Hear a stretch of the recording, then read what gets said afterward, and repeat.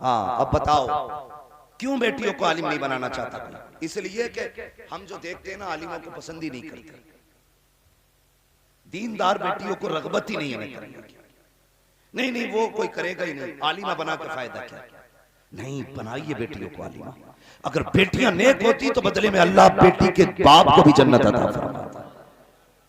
वो करीम है और उसके यहाँ कोई कमी नहीं है। वो कहता जब लानत देता हूं तो 7 पुश्तों तक टेढ़े कर देता हूं, और जब रहमत देता हूं तो कयामत तक सिलसिला जारी रखता हूं। उसकी रहमत की कोई हद नहीं, लानत की हद है, रहमत की हद नहीं। रहमत की हद नहीं, एक पे कर दे रहमत तो फिर कयामत तक चलती है। करम एक पे हुआ था, कयामत तक लोग उड़ाते रहे। और तुम्हें पता है लानत एक पे हुई थी, नस्ल ही मिटा डाली। यजीद पे लानत बरसी, नाम ही मिट गया। हाँ, मसला ही खत्म कर दिया उसने। तो रहमतों को कोई हद नहीं है, उसकी कोई हद नहीं है रहमतों की। बेटियों को आलिमा बना हुआ, और बेटी, मैं मुबारकबाद पेश करता हूं अल्लाह ने जिन्हें बेटे दिए हैं, उनसे भी इनकार नहीं, लेकिन बेटियां भी रब की बहुत बड़ी रहमत होती है। बेटियां रहमत होती हैं। अभी कुछ दिन पहले की बात है, और बच्ची ने बताया कि हज़रत मैं जब कुरान लेके बैठती हूँ ना, तो मुझे ऐसा लगता है कि कुरान के सफ़ों में मेरे बाप का चेहरा है। मैंने कहा फिर? कहती जब भी कुरान पढ़ती हूँ ना, हाथ उठाती हूँ तो मैं हर रोज अपने बाप के लिए दुआएं मग़फ़िरत करती हूँ। मैं मर्द हूं एक, मैं अपनी फितरत समझता हूं, आप भी अपनी फितरत समझते हैं। हम लोग कितने अपने बाप दादा के लिए इसाले सवाब करते हैं? कितना करते हैं हम लोग? बहुत कम। लेकिन बेटियों का बड़ा अजीब रिश्ता होता है। जब जब कुरान खोलती हैं तब तब अपने बाप के लिए दुआ करती हैं। इसलिए बेटियों को जरूर पढ़ाना। बेटों को पढ़ाओ मर्जी है, लेकिन बेटियों को जरूर पढ़ाना, ताकि कल तेरी कब्र पे कोई फाता पढ़ने वाला ना होना तो हाथ उठा के दुआ करने वाली तेरी बेटी मौजूद होनी चाहिए। दीन सिखाओ बेटियों को।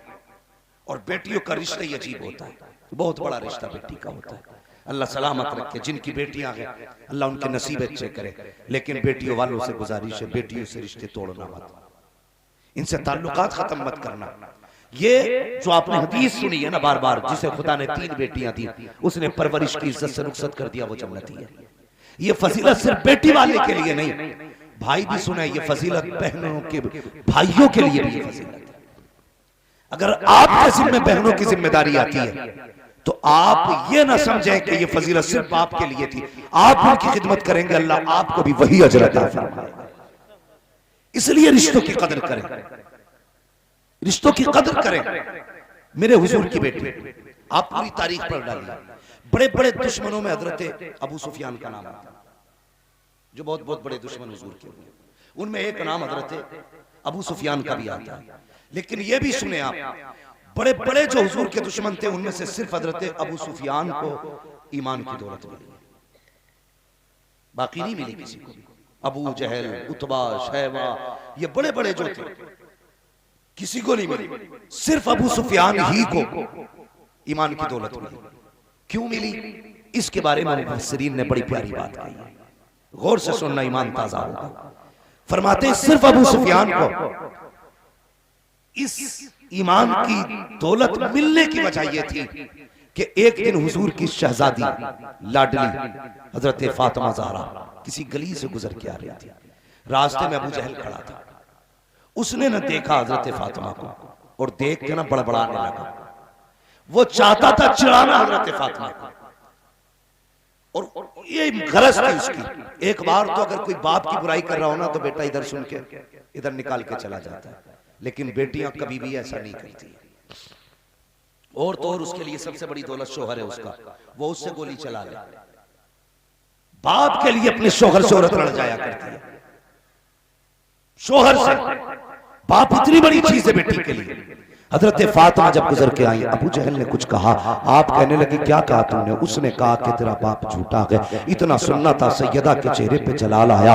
गुस्से में फरमाने लगी, जालिम बस कर, मेरा बाप सच्चा है, खुदा ने मेरे बाप को सच्चा बनाया, तू झूठा है। जैसे इतना कहा, अबू जहल ने हजरत फातिमा के तमाचा मारा। जब तमाचा मारा, रोती हुई घर तशरीफ लाई है। जैसी घर आई है, मेरे नबी ने बेटी को रोते हुए देखा, जमीन पर बैठे खुद भी रोती है, सीने से लगाया। फरमाया फातिमा क्या हुआ? पूरी बात बताई, हुजूर को जलाल आया। फरमाया जाओ अबू सुफियान को जाकर के बता दो, अबू सुफियान को जाकर के खबर कर दो, उनसे जाके कहो कि जाके अभी बात करें, वरना आज तक मैंने किसी के लिए बद्दुआ नहीं की है, आज अगर वो नहीं माना तो मैं बद्दुआ कर डालूंगा। अल्लाह अकबर। अबू सुफियान तक हजरत फातिमा गई है, आपने उठाया, सीने से लगाया। अभी अबू सुफियान भी ईमान नहीं लाए हैं, लेकर के अबू जहल के दरवाजे पे आए। आने के बाद दरवाजा खटखटाया, अबू जहल बाहर निकला, देखा अबू सुफियान खड़े हैं, फिर देखा फातिमा गोद में है, गर्दन झुक गई। अबू सुफियान ने कहा, कैसे बता तो सही, इस बच्ची से क्या दुश्मनी है? हमारी दुश्मनी माशअल्लाह मोहम्मद से है, बच्चियों से तो हम भी बदला नहीं देते हैं, तेरी हिम्मत कैसे हो गई? तूने इस बच्चे पे हाथ उठाया, जैसे कि उनकी बेटी है वैसे हमारी बेटी भी है। ये कह के आपने हजरत फातिमा ज़हरा से कहा, बेटी जो तमाचा तेरे मारा था, वो भी तमाचा तू मार के अपना बदला ले ले। हजरत फातिमा ज़हरा ने कहा था, चचा बस कीजिए, हमारे बाप ने हमें माफ करना सिखाया है, बदला लेना नहीं सिखाया है। इतना कहना था, वो गुस्सा आया अबू सुफियान को, कहते हया कर, ये बेटी होकर के माफी की बात कर रही है, तूने बच्ची को तमाचा लगाया। आपने कहा सुन, ये फातिमा माफ कर सकती है, अबू सुफियान माफ नहीं करेगा। बेटी पे हाथ उठाने के बदले में तुझे कीमत चुकानी पड़ेगी। आपने हाथ पकड़ा, अपने हाथ से हजरत फातिमा के हाथ से अबू जहल के चेहरे पे तमाचा लगाया।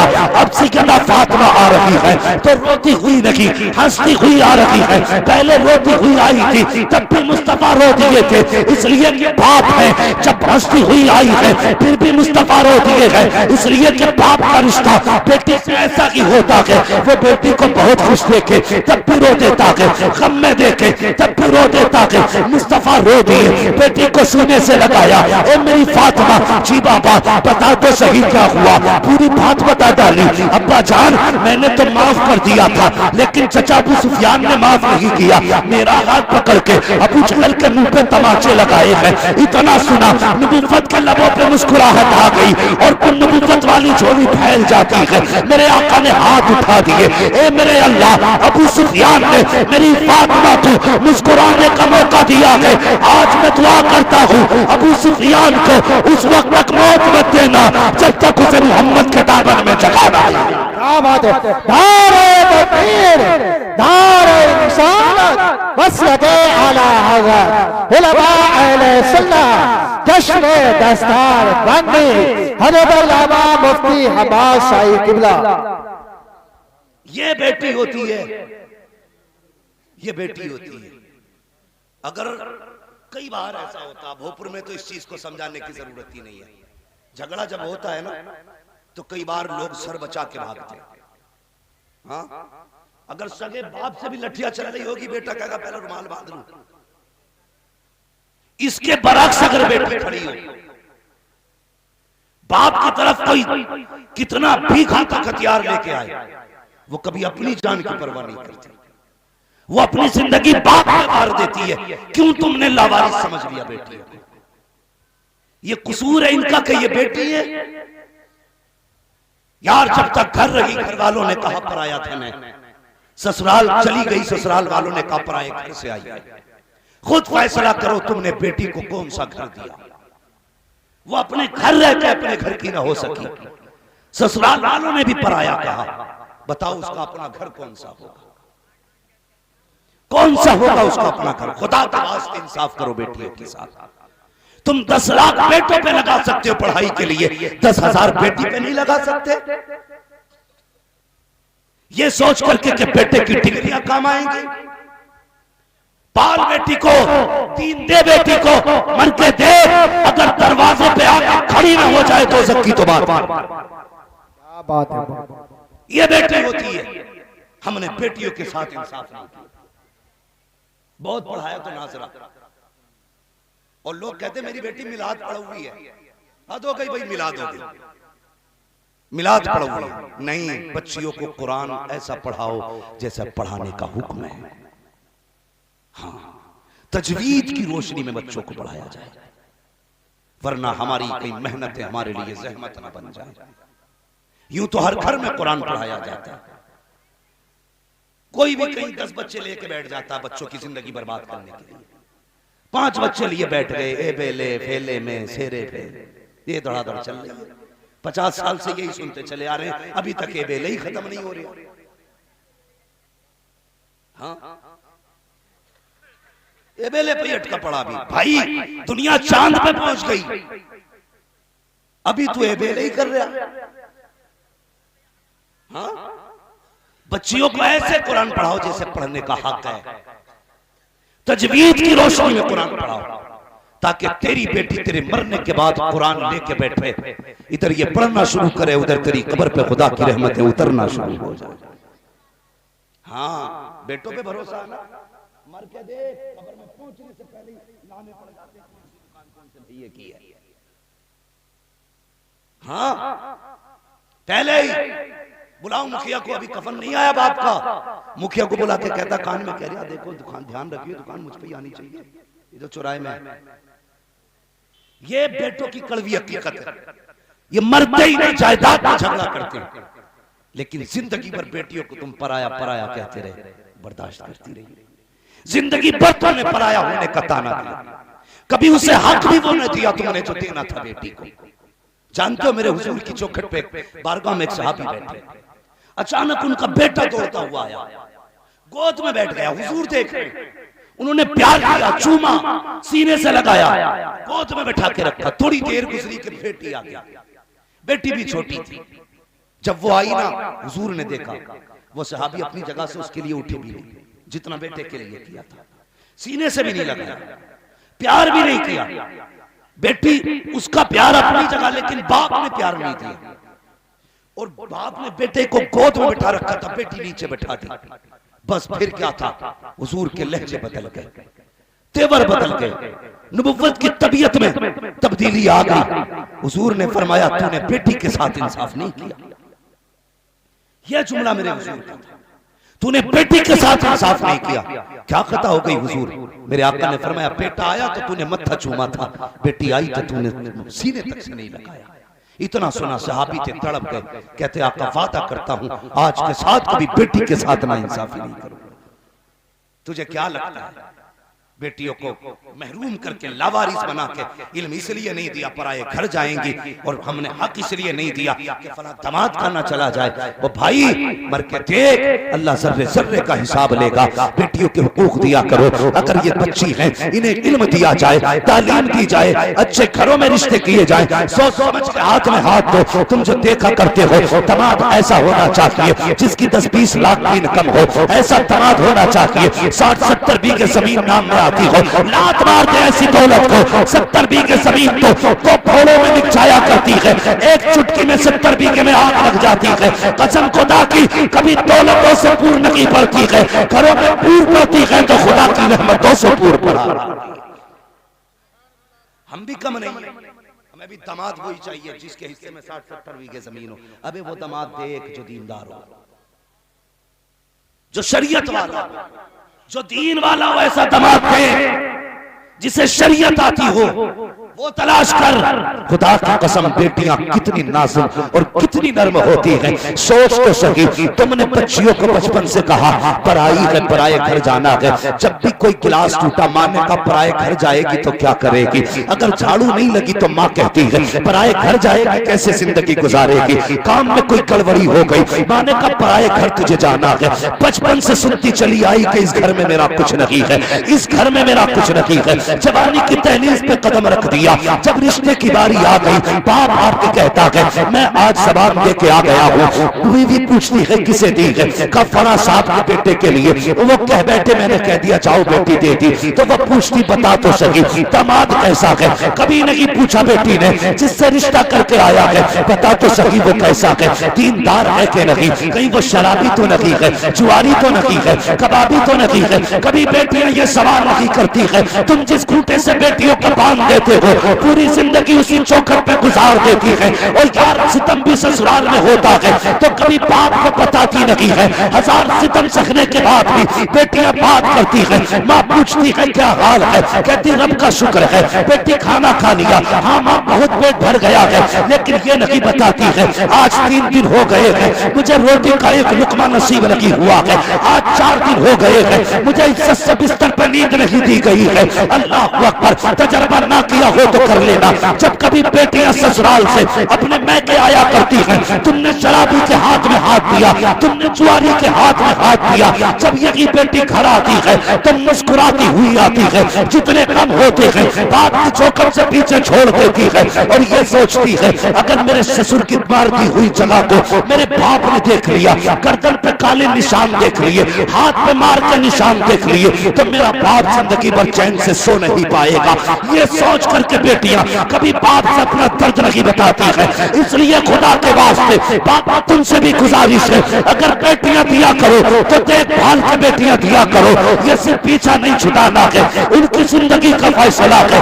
ऐसे घर में बेटे दो जो खुदा से भी डरता हो, मुस्तफा से भी डरता हो, और यार जो खुदा का हक अदा कर सकता है वो तेरी बेटी का भी हक अदा कर सकता। क्या बात है। नारे तकबीर, नारे रिसालत, मसलके आला हुदा, जश्न दस्तार बंदी, हजरत अल्लामा मुफ्ती हम्माद साहिब किबला।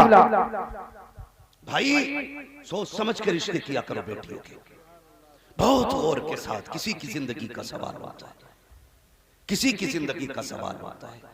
पूछना कभी बेटी से तूने अपने बाप से ये क्यों नहीं कहा कि मेरा रिश्ता यहाँ क्यों कर दिया।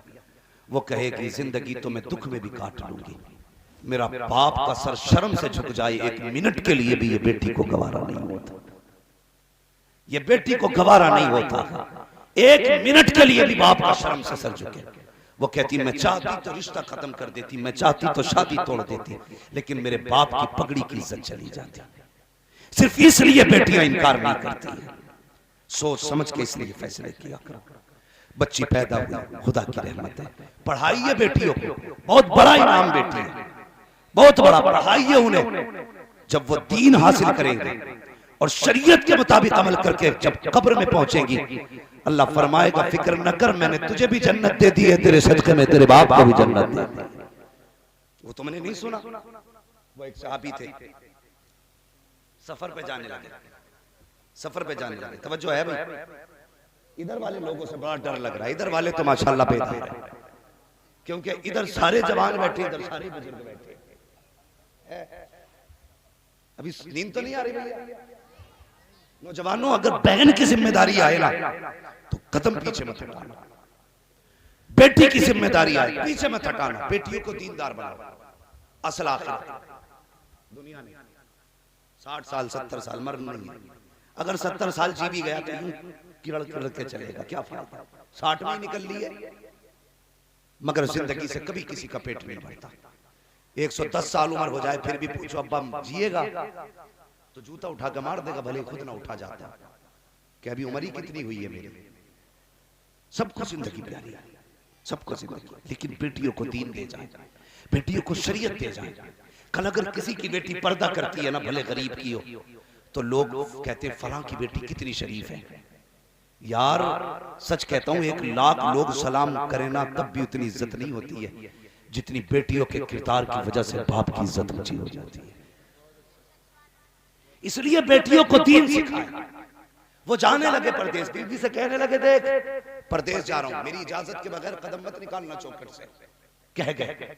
तवज्जो है, चले आगे जरा कह दे या रसूल अल्लाह, माशाअल्लाह अल्लाह सलामत रखे। लगा कि आप बोलना भी जान रहे हैं, बेदारी जरा सारे कह दे या रसूल अल्लाह। हाँ, जिन लोगों पर टोपी नहीं है इंशाअल्लाह अल्लाह करे अगली बार जूते की जगह टोपी खरीदेंगे। ठीक है जवानों, टोपी जरूर खरीदेंगे इंशाअल्लाह। हाँ, वरना कारी साहब इनके अहमद रजा भाई की ड्यूटी लगाना, इनकी तरफ से टोपी फ्री रखी जाएगी। टोपी फ्री होनी चाहिए कि जलसे में जो भी आए नंगे सर नहीं आना चाहिए। हाँ, ये बरकत का मामला है भाई। बस मैं अगर इधर बात करने लगूं बात लंबी होगी। मैं बता रहा हूँ बेटियों की तालीम और तरबियत। वो जाने लगे, कहने लगे चौखट से मेरी मर्जी के बगैर कदम मत निकालना, चले गए। एक दिन अचानक दरवाजा बजा, आवाज आई कौन? का भाई। क्यों आया? का अब्बा की तबीयत खराब है, जिंदगी के आखिरी दिन लग रहे हैं, बुलाया है। अल्लाह अकबर। बीवी भी कैसी होनी चाहिए? ये नहीं मियाँ घर में बीवी को डर नहीं, मियाँ चला कमाने बीवी चली लुटाने। हाँ, बड़ी मेहनत से 500 रुपए कमा के लाता सुबह से शाम तक। इसने डाला पर्स, कभी इस मजार पे कभी उस मजार पे, 250 इस बाबा को दिए, 250 उस बाबा को दिए, बस मौज आ गई। हाँ कारी साहब, हाँ 250 इस बाबा के, 250 इस बाबा के। उसने कही थी 3 है, उसने कही थी 6 तुझ पे, 9 हो गए। अब वो उतारे में पूरी आग लगेगी उसकी कमाई में जो पसीना बहा के ला रहा। हाँ, गुलटिया भरी दूध की चल दी है, डोरी ली चल दी है, कहा जा रहा है? अब बीवी नहीं मान रही, बड़ा डर है बीवी का, बड़ा मसला है। हाँ, कोई ऐसा नहीं है जो बीवी से न डरता। क्या खासा भी दिखा। हाँ भाई, मेरे समीर सारे ही डरते हैं भाई, मैं अपने आप को नहीं कह रहा। तो मेरे भाई बस इतनी सुने, कम से कम उतनी चलाए जितनी चलनी चाहिए। ये नहीं उसने कहा कि फला मजार पे जाना, फला पीरू पे, फला मजार पे, फला गज वाले पे, फला 56 गज वाले पे जाके ये दूध चढ़ना ना, ये इन चीजों में ना आना। तो बीवी थी, बीवी ने इतना कहा ना शौहर ने कि मेरी मर्जी के बगैर कदम मत निकालना। सुने बाप, सुने बेटी क्या होता है। भाई आ गया, कहा बाप की तबीयत खराब है, चल। उसने कहा माजरत कर देना मेरी तरफ से मेरे बाप से, कहना मेरे शौहर ने इजाजत नहीं दी कदम निकालने की, इसलिए मैं नहीं आ सकती। भाई रोता हुआ चला गया। 2 दिन बाद फिर आया, फिर दरवाजा बजा। अब क्या हुआ? का बाप का बस आखिरी सांसें हैं। उन्होंने कहा एक बार और चला जा, जाके कह देना बेटी अगर जिंदगी में देखना चाहती है एक बार आके बाप के सरहाने बैठ जा। अल्लाह अकबर। हर बेटी को बाप प्यारा होता है, लेकिन देखो तो सही ये कैसी बेटी है, इसे बाप से ज्यादा मुस्तफा की शरीयत प्यारी है, निजाम मुस्तफा प्यारा है। अल्लाह अकबर। सुनना प्यारे, जैसे आया आने के बाद बेटे ने कहा था बैगन मैं तुझे बुलाने आया हूँ, बाप की आखिरी सांसें हैं। ये भी हो सकता है कि कहीं जिंदगी का सूरज डूब जाए और तू बाप से कभी बात न कर सके। उसने रो के कहा मेरे भाई जा मेरे बाप से कह देना माजरत चाहती हूँ, जब तक शौहर नहीं आ जाता मैं घर से कदम नहीं निकाल सकती हूँ। अल्लाह अकबर। बाप वापस पलटा। भाई बाप का दरवाजा चेहरे की तरफ था, खाली आते देखा बेटे को, कल लेके नहीं आया, का उसने आने से इनकार कर दिया। आखिरी हिचकी ली, बाप का इंतकाल हो गया। अल्लाह अकबर। फिर क्या था, लोगों में बातें होने लगी, क्या किया जाए, बेटी तो नहीं आई है, जाओ दफना दो। लेकिन कुछ अक्लमंद थे, होशियार थे, उन्होंने कहा बेटी ना आ सकी तो क्या हुआ, कम से कम उसके दरवाजे पे बाप का जनाजा तो जा सकता है। जनाजा तैयार हुआ, बाप को कफन में तैयार किया गया और जनाजा लेकर के जब बेटी के दरवाजे पे गए, आवाज की बहन अब तो आ जा। बाप खुद चल के आ गया है, बाहर निकल के आ जा। उसने कहा माजरत के साथ मैं दरवाजे से बाहर नहीं आ सकती हूँ, अगर चेहरा दिखाना है तो बाप का जनाजा अंदर लेके आ जाओ। जब जनाजा अंदर गया है, जानते को बेटी कैसी थी, उसने पहले बाप के चेहरे को कफन से खोला, मत्था चूमा, रो के कहने लगी बाबा मैं तेरी बेटी हूँ। और उसके बाद बैठी है कदमों में, जनाजे की तरफ बैठी, पैरों में बैठ के कहती है ए मेरे परवरदिगार तू जानता है ये जो जनाजे में लेटा है ये दूर का रिश्तेदार नहीं है, दूर का खानदानी नहीं है, ये दूर का रिश्तेदार नहीं है, बल्कि जो जनाजे में लेटा है ये मेरा बाप है, इसके जरिए मैं दुनिया में आई हूँ। ए मेरे मालिक ये मुझे बुलाता रहा लेकिन मैं नहीं गई, तू जानता है मैंने बाप के फरमान से ज्यादा तेरे महबूब के फरमान की फिक्र की है। ए मेरे परवरदिगार इसके बदले में कुछ और नहीं चाहती हूँ। ए अल्लाह अगर मेरे अमल से राजी है तो मेरे बाप के सारे गुनाहों को माफ फरमा। सुभान अल्लाह। धारे तकबीर। बस कर नारा, बस कर।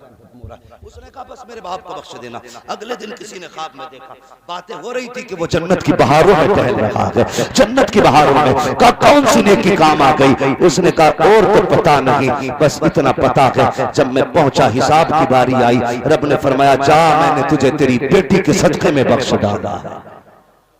बेटियां नेक हो तो बाप बख्शे जाते, इसलिए मेरी गुजारिश है बेटियों को दीनदार बनाए, दमाद दीनदार ढूंढे, उलमा से ताल्लुकात जोड़े। इनके रिश्ते भी बड़ी बरकत वाले हैं, इनके ताल्लुकात भी बड़ी बरकत वाले हैं। हाँ, जिस महफिल में आप बैठे हो ना, मैं नहीं जानता, कौन सी नेकी की है जो हुजूर ने बिठा रखा है, वरना तुमसे बड़े बड़े पैसे वाले भोपाल में खटियों पे सो रहे होंगे। हाँ, जाके देख लो ना, तुमसे बड़े पैसे वाले, तुमसे ज्यादा पावर वाले पड़े होंगे खाट पे। कोई तो नेकी की है जो हुजूर ने इतनी रात को अपनी महफिल में बुला रखा है। कोई नेकी जरूर की है, वरना बहुत थे बुलाने के लिए, हमें और तुम्हें क्यों बुलाया। और ये भी 100% पक्का है, जो इस महफिल में आता है बख्श दिया जाता है। इस महफिल में जो आ गया बख्श दिया जाता है। वजह यह है, रब कहता महबूब अमल तो ऐसे नहीं जो बख्शे जाएं, मैं तो तेरा चेहरा देख के इनको माफ कर देता। तेरी सूरत, वो कहते हैं यार कि मुझे इसका चेहरा मार देता।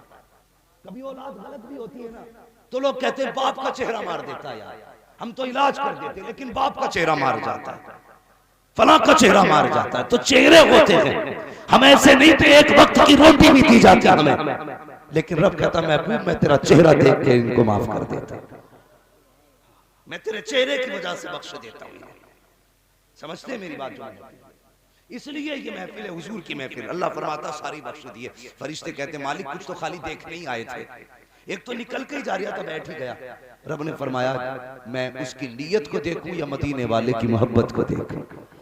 उसकी महफिल में बैठे इसलिए बख्श दिए गए। असल है इस बख्शिश को बचा के रखना।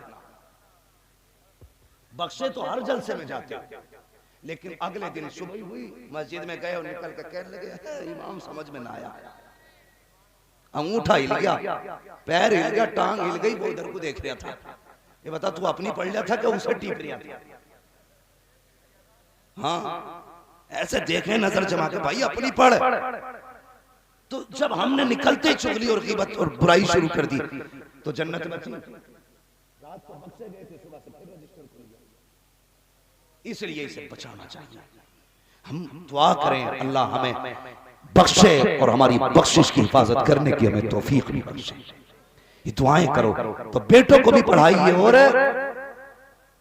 पढ़ाओगे बेटियों को, बेटों को भी पढ़ाइए और बेटियों को भी पढ़ाइए। बेटे पढ़ेंगे शायद सिर्फ जिंदगी का सहारा बने, बेटियां पढ़ेंगी तो आखिरत का सहारा बन जाएंगे। इसलिए बेटियां भी पढ़ाइए और बेटे भी पढ़ाइए। जब रिश्ते किया करो तो दीनदार देख के किया करो। हाँ, अल्लाह वाला बंदा ढूंढा करो। मैं ये नहीं कहता सनद ला पूरी मुफ्ती की। हाँ, कपड़े और चेहरा ही मिला दिया कर। चेहरे पे दाढ़ी है, बदन पे कुर्ता पजामा है, तो समझ लेना हुजूर का वफादार है। ऐसे देख के रिश्ते कर दिया कर। अल्लाह ताला हमारे घरों को अपनी रहमतों से मालामाल फरमाए। कुल हल यस्तविल लदीना यअलमून वल्लदीना ला यअलमून। महबूब आप फरमा दीजिए जानने वाले और ना जानने वाले बराबर नहीं है। भौंक मत, कुत्ता न बन, कयामत के दिन पता चलेगा। अल्लाह हुक्म देगा जाओ फरिश्तों कुरान वालों को इकट्ठा करो। वो कहेंगे या अल्लाह आदम से लेकर आखिरी पैगंबर तक सबकी उम्मतें हैं, कोई बैज नहीं, कोई लिबास नहीं, कोई पट्टा नहीं, कोई ड्रेस नहीं, कोई चिप्पा नहीं, कोई हेडिंग नहीं, कोई लाइन नहीं, कैसे पहचानेंगे कुरान वाले? रब फरमाएगा शहर इनके मुंह सूंघो जाकर के।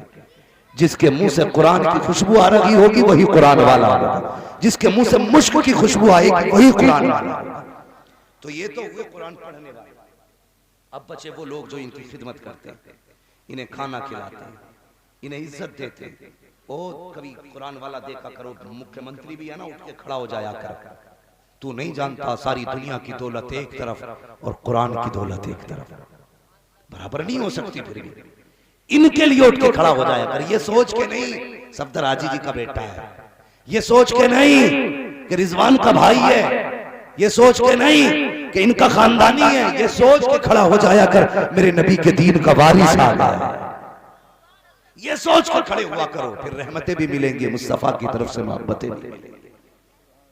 हाँ, जो मारे मारे पड़ते हैं ना, बरकत नहीं हो रही। एक परसों मुझे मिला कल होटल, उसने कहा महीने में 3.5 लाख की इनकम है, सारे खर्चे काट के, लेकिन फिर भी बरकत नहीं हो रही,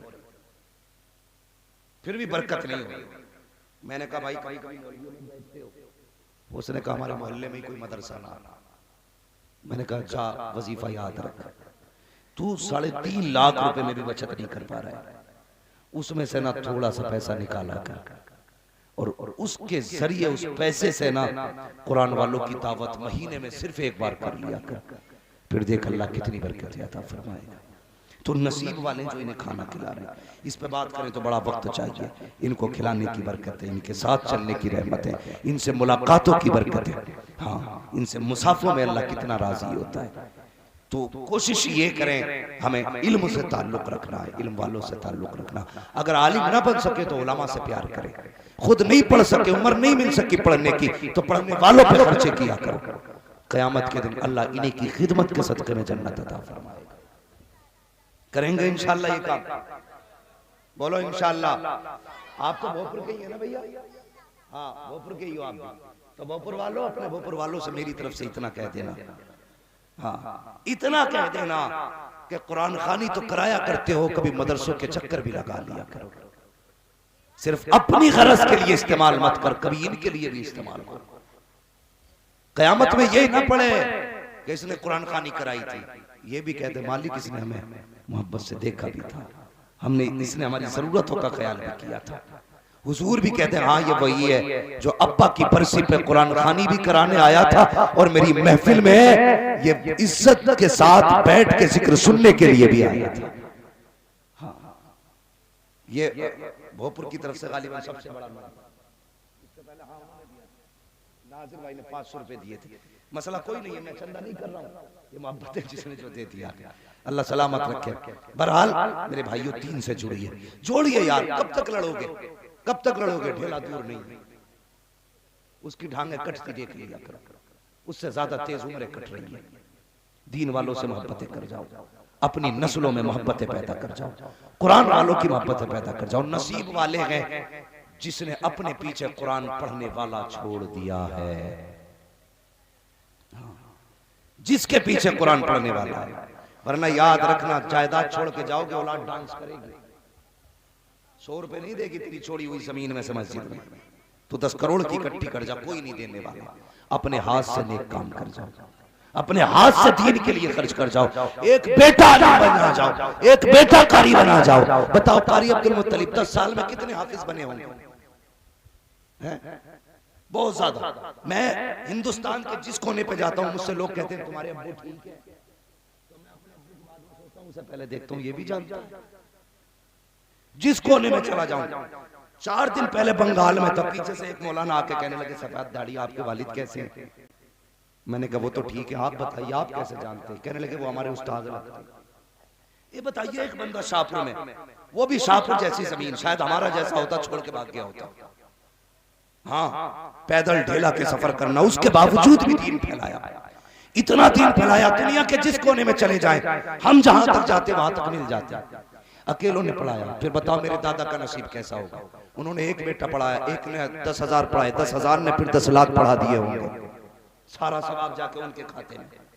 हाँ, हाजी सफ्दर ने एक अब्दुल मुत्तलिब बनाया, एक अब्दुल मुत्तलिब ने सैकड़ों अब्दुल मुत्तलिब बनाए होंगे। फिर वो जितने पढ़ाएंगे जाकर के, सबका सवाब आकर के इकट्ठा इनके खाते में गिरेगा। तो यार इसलिए एक बेटा कम से कम पढ़ा जाओ, ताकि कयामत के दिन तुम्हारी मौज आ जाए, मौज आ जाए, मौज। हाँ हाँ, वरना खाली तीजे की फाता पे भरोसा मत करिए, यहाँ तो चने भी खटाखट डाल। हाँ, शाहपुर में मेरे ख्याल से 1.25 क्विंटल भी कम पड़ जाता है चने। थोड़ी मुसीबत हो गई मरने वाले की ओर। 1.25 क्विंटल में 1.25 लाख चना, 1.25 लाख में तो कलमा नहीं हो रहा, इसलिए कि जो भी ले मुट्ठी भर भर के लौट दे। उम्मीद मत करियो कि ये पूरी कलमे पढ़ के जा रहे हैं। अल्लाह तौफीक दे तो अपनी जिंदगी में तस्बीह पे पढ़ के मत जाइए, मस्जिद में जो होगा देखा जाएगा, लेकिन अपने जीते जी भी पढ़ लिए।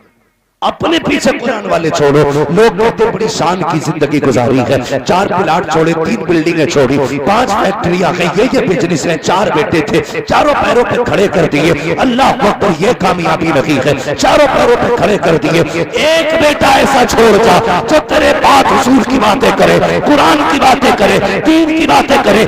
एक ऐसा छोड़ जा कि जो दुनिया को कुरान सिखाए, मर के कब्र में पहुंचेगा, फरिश्ते कहेंगे मुबारक हो, जमीन की वजह से नहीं बल्कि मुस्तफा के दीन की वजह से होगा।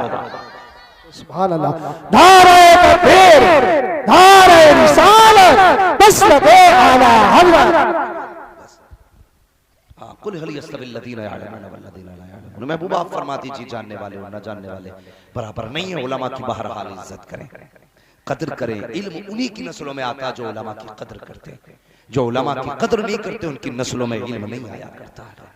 इसलिए बच्चों को दीन सिखाएं, मदरसों से जुड़ें, खुद को भी जोड़ें, कोशिश करें कि अपने पीछे कुरान का पौधा लगा जाए। करेंगे इंशाअल्लाह। बेटों के साथ साथ बेटियों को भी पढ़ाएंगे। शादी कैसी लड़की से करोगे? दीनदार से। क्यों नहीं बोल रहे? जहेज के चक्कर में नहीं बोल रहे। बुलेट मिला या स्कॉर्पियो भी गए बेटे, बड़े अच्छे अच्छों की बिकती देखी है हमने। गुजारे उन्हीं के होते हैं जिन्हें रब देता है। हमने बड़ी 4 पहिया, आलम भाई भी शायद जानते होंगे, मैं जो कहने जा रहा हूं, मैंने देखा 4 पहिया ले लिया, 8 दिन बाद बेच लिया, कह रहे पेट्रोल डालने का पैसे ही नहीं। ये हालात है। और देख, दीनदार बेटी लेके आ, अल्लाह उसके नसीब से तेरे घर में 10 गाड़ी खड़ी कर देगा। हाँ, 10 गाड़ी उसके कदम से हो जाएंगी। तो कभी चक्कर में मत पड़ना। LLB चाहिए, MBBS चाहिए, ये कोशिश करना दीन वाली बेटी चाहिए, ताकि नस्लें भी अच्छी हो, माहौल भी अच्छा हो। अल्लाह ताला हम सबके हाल पर, घरों पर अपने रहमो करम की बारिश फरमाए। कारी साहब के इदारे को दिन दुनी रात चौगनी तरक्की अता फरमाए। मौला करीम मेरे वालिद गिरामी को शिफाए कामिला सेहत आजिला अता फरमाए, और मेरे वालिद गिरामी का साया हमारे सरों पर तातीर कायम व दायम फरमाए। बच्चों हुए गलतियों को माफ फरमाए। रब्बे कायनात, जिंदगी ने दिया साथ, फिरों की मुलाकात, चमन रहा फूल खिलेंगे, जिंदगी रही फिर मिलेंगे। मुसाफिर हैं हम भी, मुसाफिर हो तुम भी, किसी मोड़ पर फिर मुलाकात होगी। सारे लोग कलमा शरीफ पढ़ लीजिए, ला इलाहा इल्लल्लाह मुहम्मद रसूलुल्लाह। अस्सलामु अलैकुम।